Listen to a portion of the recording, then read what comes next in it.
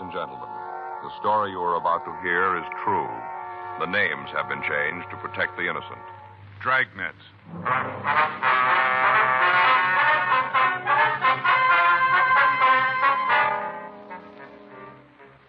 You're a detective sergeant. You're assigned to robbery detail.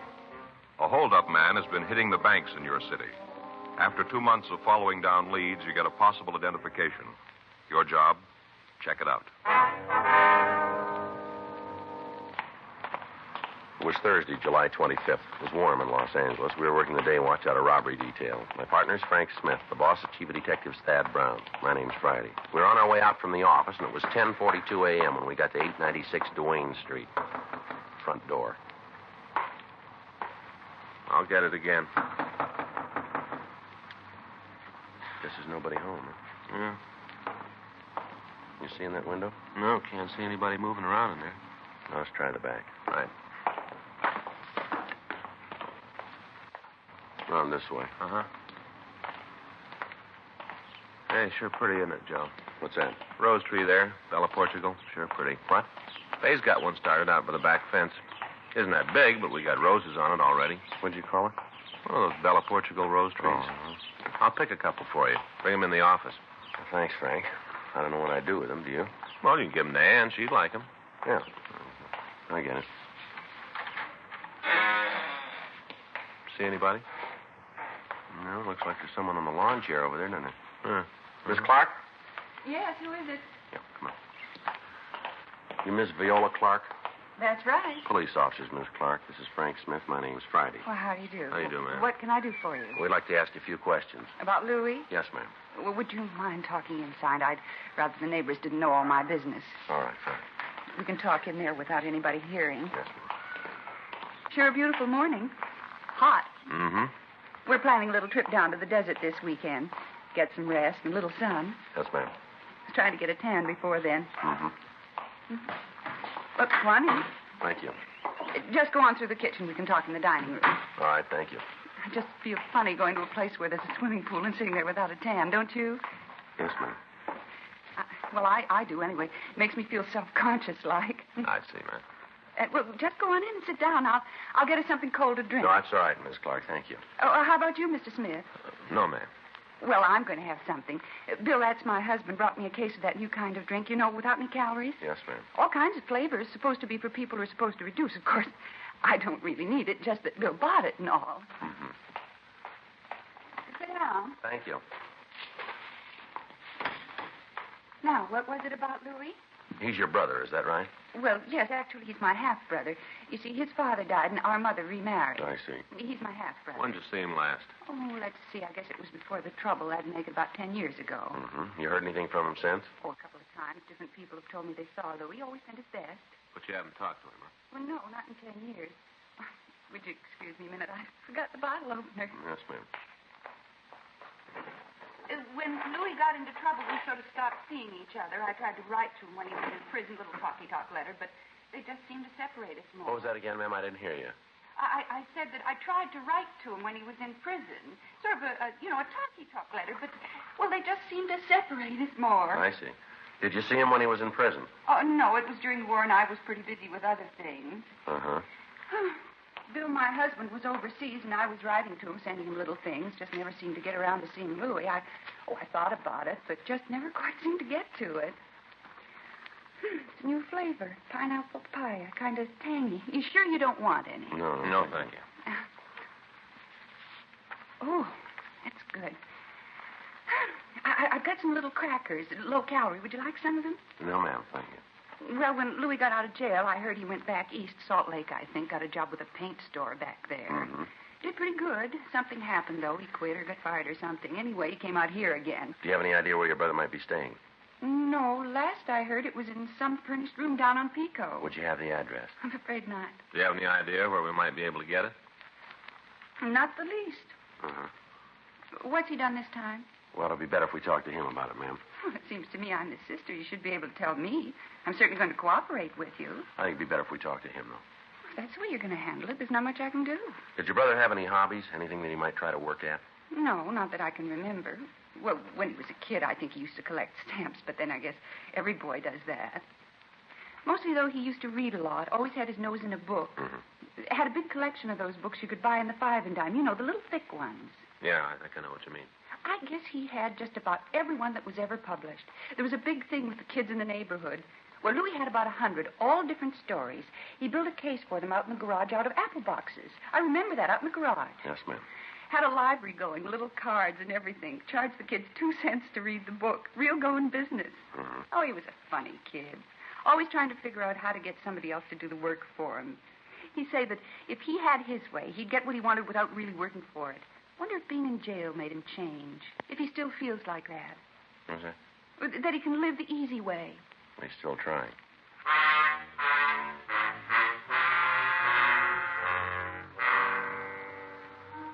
"11:31 a.m. We left the house and continued checking out the friends and relatives of the suspect, Louis Rote. According to his book, he'd been arrested for the first time 10 years previously on charges of 459 burglary, 5 counts. He'd been sentenced to San Quentin. He'd been released 4 years previously. On June 11th, he walked into a bank at the corner of Reservoir and Montana Streets and robbed the place of $1,180. He'd hit again on June 19th, July 12th, and July 23rd. In each instance, the victims were shown mug books, but they were unable to make a positive identification. On July 24th, we talked to a cab driver who had driven the suspect away from the latest holdup. He was able to give us an identification of the suspect, but when we checked the area where Rote had left the cab, we were unable to come up with additional information. The other victims were shown Rote's picture, and all of them made a positive identification. Locals and APBs were gotten out on him, and all places he was known to frequent were checked. Still, we couldn't take him into custody. 2 days passed while we looked for the suspect. On Friday, July 26th, the bank located on Hollywood Boulevard was held up for $1,800. The suspect matched the description of Rote. From one of the people in the vicinity, we got the number of the cab the suspect was supposed to have taken. We got in touch with the traffic manager of the cab company and got the name and stand number of the driver. 9:20 p.m. Frank and I drove out to see him. Corner of Hollywood and Loma Linda? That's right. Bank near there. What time was it supposed to be? Well, the way we got it, about 5. Tonight? That's right. I don't recall the guy. You sure it was me? Well, we got the number of your cab. Well, you're pretty busy there. Let me check the waybill. All right. Let's take a look here. Yeah, here it is. Loma and Hollywood. Where'd you drop the fare off? 2000 block on Sunset. That'd be near Echo Park? Yeah. Can you tell us anything about the man? No, like I told you, I've been pretty busy tonight. Well, it's pretty important. Well, what kind of things you want to know? Well, what did he say to you when he got into the cab? Oh, not much. Seems to me he just told me to drive right down Sunset, and then he'd tell me where to let him out. Was there anything about him that stood out? An accent, maybe? Scar, birthmark, anything like that? No, it doesn't seem to me that there was. I could only get a glimpse of him in the rearview mirror. He was kind of sitting off to one side. Kind of hard to see. You don't remember anything about him then, huh? No, nothing to help.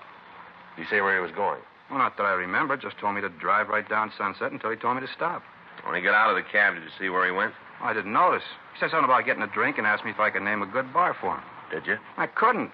I don't know the neighborhood very well. I told him they were all probably pretty good. Did he seem drunk to you? Well, he had more than a couple. I can't tell you how many. You know, some guys can hold more than others without showing it. Yeah. Well, he was like that. Hard to tell how many he'd lifted. Uh-huh. Say, something might help. I just thought of it. Yeah, what's that? He had a kind of a mole on his face right by his mouth. On which side, do you remember? Well, let me think now. I was looking at him in the mirror. It was on his left side. The mirror shows things on the side that... Yeah, it'd be on his left side. Mm-hmm. Yeah, I always get mixed up like that. You know, when you look in the mirror, if you got something on the right side of your face, it's on the left side of the mirror. Yeah. Well, I was looking at him, so it'd be on the same side as I saw it. Yes, sir, it was the left side. Where was the mole? Right here, right by the upper lip. Not real big so you'd notice it right off. Yeah, I forgot about it until just now. And when he paid the cab bill, what did you use? You mean the size bill he gave me? Yeah. A 20. I think I got it right here. Real new. Yeah, here it is. He had a whole fistful of bills just like this, all brand new. Mm-hmm. I asked him if he was going on a trip. You know, people draw a lot of money out when they're going to take a trip. I figured maybe that's what he was going to do. What did he say? Well, he said he wasn't. He said he just made a withdrawal from the bank, but he said he wasn't going away. Well, he's wrong there. Huh? As soon as we find him, he is.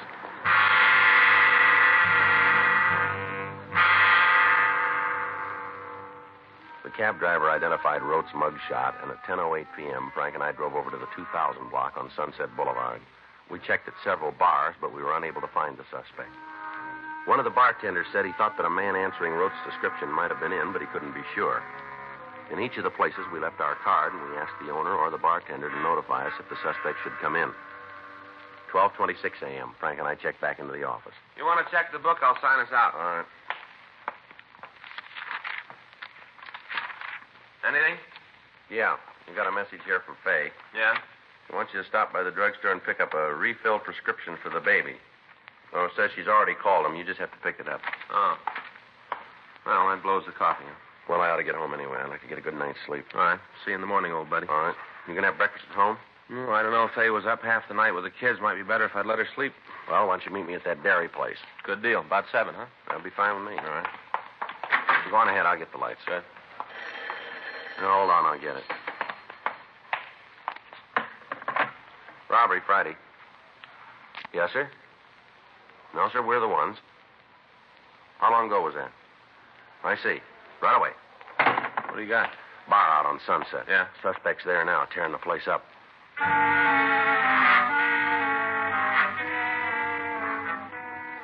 We left the city hall and we drove over to the bar on Sunset Boulevard. By the time we'd gotten there, a police unit had arrived and the disturbance was under control. The suspect had left the scene and a broadcast was put out to all cars in the area carrying his description and the description of the clothing he was wearing.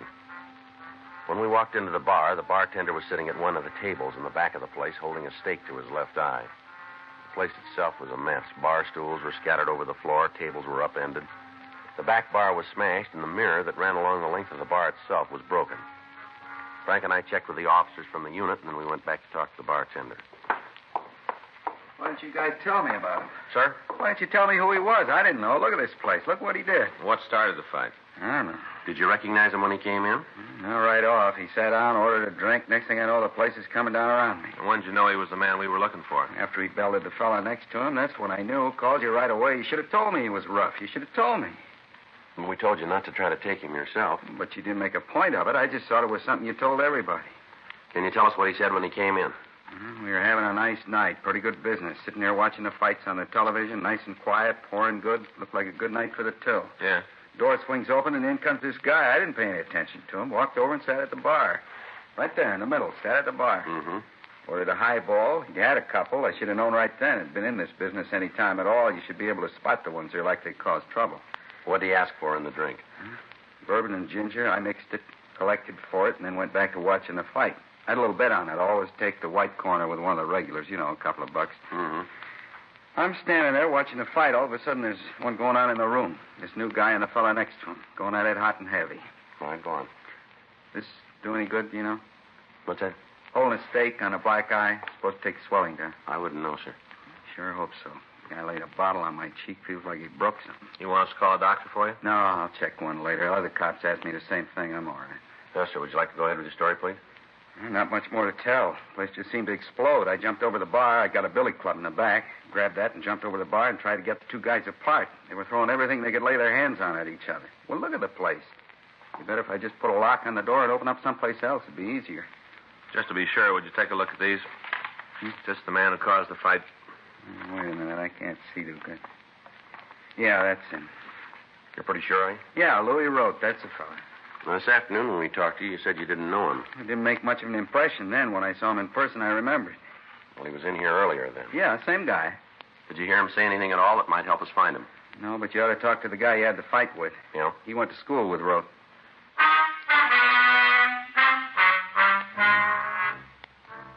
We got the name of the man the suspect had the fight with. We drove over to his home and talked to him. He explained that he'd been enrolled in a night class with Rote.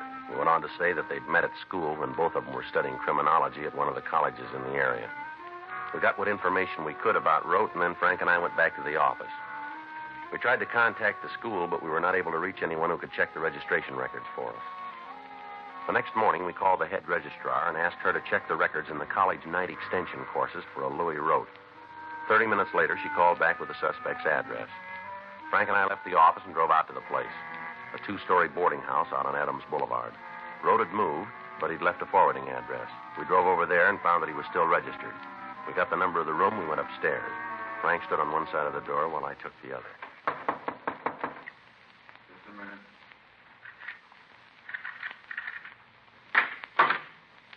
Yeah? You Louis Rote? Yeah, what do you want? Police officers, you're under arrest. For what? Suspicion of robbery? How'd you get to me? We did. Can I get a coat? No, you tell us where it is. We'll get it for you. Closet over there. I'll get it. There's a bottle of aspirin in the pocket there. Make sure you don't drop it. Hangover I got, I'm going to need something. Yeah. Don't think I ever had a headache like this one. Terrible. Well, you better get used to it. Huh? They're going to get worse.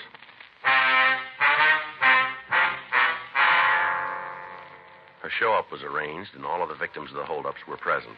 They all gave positive identifications of Louis Road as the man who'd held them up. A complaint was issued by the district attorney's office, and on the following Friday, August 2nd, a preliminary hearing was held in Division 34 of Municipal Court. Rote was bound over for the charges filed against him. September 2nd at 10 a.m., the suspect pled guilty to robbery in the first degree, 2 counts. Rote asked for immediate sentence, and the judge complied with the request. He was sent to San Quentin, where he went through the clinic. On recommendation of the authorities at the prison, the board ordered him sent to the penitentiary at Chino, California. 7 months had passed since his arrest, and from what we heard, Rote was a model prisoner. During that time, we cleaned up a string of loan company holdups, and Frank's children had gone through the chicken pox and several types of virus. On Sunday, February 23rd, Frank and I were in the office trying to catch up on the detail work. You got the L.A. number on Lawrence Pachetti? Yeah, wait a minute. Here you are. 168947. 68947. Sure mean one. Yeah. Terrible what he did to that kid, isn't it? Oh, man. Robbery Friday. Yeah, Savage. Mm-hmm. When did it happen?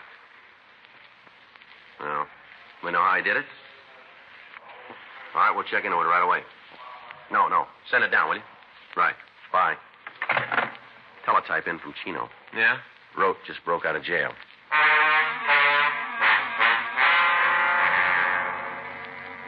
An immediate watch was put out on all the places Rote was known to frequent. All officers in the field were supplied with descriptions and pictures of the suspect. From the story as we got it from the prison officials, we were able to piece together the method of Rote's escape. Several months before he'd started on the bank robberies, he'd gotten work as a day laborer up at Chino.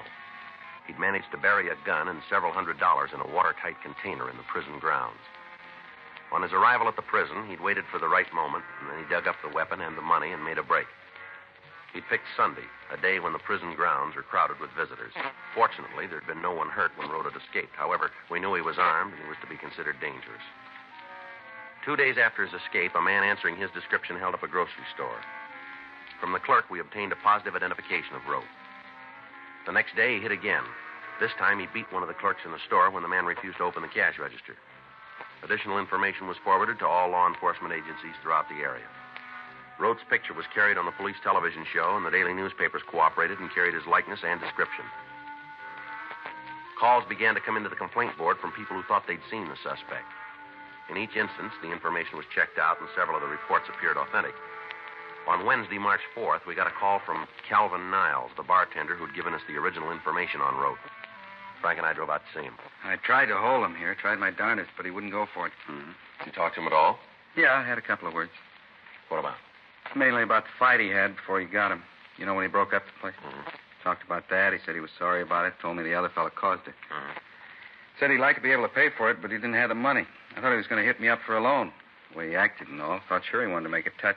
Did you say anything at all about where he was staying? Not a word. Didn't give you any indication Nope. at all? Was he driving a car?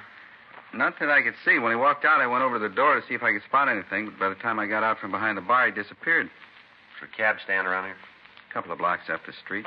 Think he might have taken a taxi? We'll check it. I don't think he could have gotten that far in the time it took me to get to the door. I can see that far, and I didn't see him. Mm-hmm. I don't think he took a taxi. Did he come in alone? As far as I could tell, he came in, sat down, ordered a highball, drank it up, and left. I don't think he was here more than 5 minutes, all told. But you're pretty sure there wasn't anybody with him, are you? Yeah, I had been. I'd have seen him. Did he look like he was going to meet anybody here? Not especially. Give you any reason for coming in? Not right out, he didn't. How do you mean? Lucky I did it now, I guess. I didn't plan it that way. What's that? I told you I thought he wanted to make a touch. Yeah. I told him I'd just taken the money to the bank, dropped it in the night depository, said I'd cleaned the place out. He left right after that? Yeah, finished up his drink and walked out. Sure got a lot of nerve, if you ask me. What do you mean? Well, he comes in the place once, breaks it up, then comes back to try to hold it up. Well, you're not sure about that, are you? As far as I'm concerned, that's what he came in for. Can you give us a description of what he was wearing? Plain blue suit. Looked like it was gabardine, 2-button. How about a hat? No, he wasn't wearing one. He had on a white shirt, black knit tie, you know, the narrow kind. One of those little stick pins shaped like a little ladybug. You know the kind I mean? Yes, sir. One of those. All right, Mr. Niles, if anything more comes up, we'd appreciate a call from you. You get it. I'll tell you one thing, Sergeant. What's that? After that fight, I did just about everything I could to help business, help pay for the damage. Yes, sir. This is one customer I want to lose.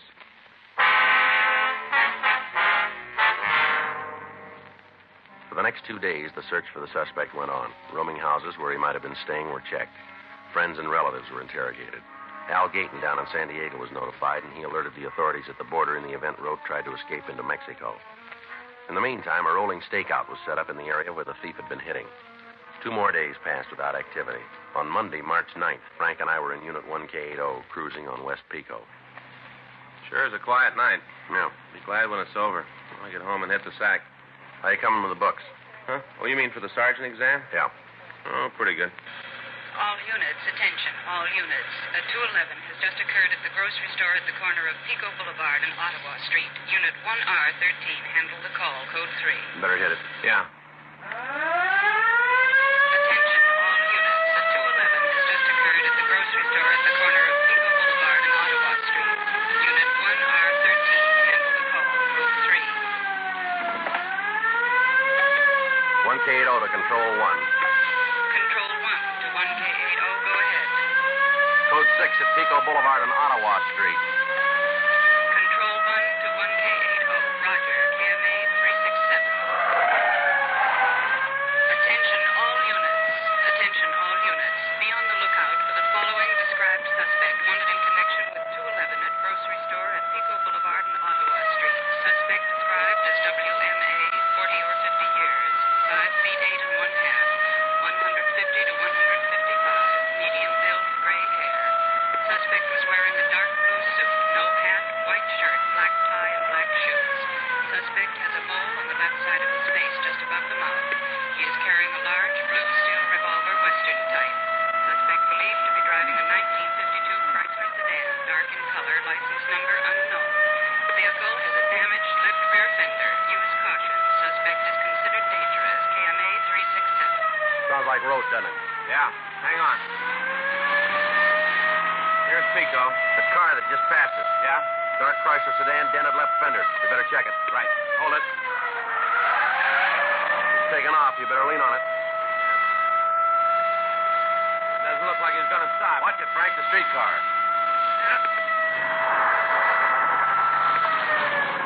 It's a close one. As long as they don't come any closer, huh? You see him? Yeah, up ahead. You going to try a shot at him? No, we can't. There's too many people around. We're pulling up. All right, hold it steady. Pull over, police officers. He doesn't act like he hears you. It's Rote, all right. Yeah. Try to cut him off. All right, come on, Rote. Pull over. Nothing. All right, cut him off. Right. Hang on.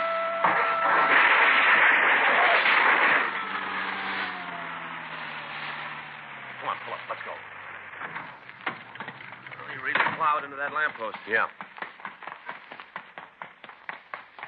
All right, come on, out of the car. All right. Getting out. Getting out. See, I've got my hands up in the air. Throwing like you All right, say. come on, move it. Yeah. Come on, put your hands on the car here. Yeah. Lean on it. I'll check him. Yeah. Here's the gun, Joe. All right. Come on, Ruff. Get your hands behind you. Yeah. All right, let's go. About my car. We'll take care of it. You're not going to just leave it there, are you? I wouldn't worry about it. Huh? You're not going to be driving it for a while.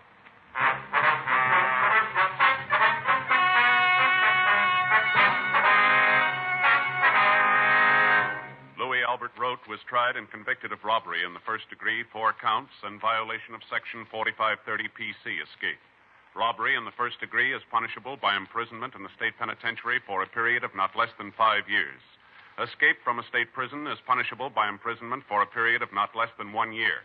Said second term of imprisonment to commence from the time the prisoner would otherwise have been discharged from said prison.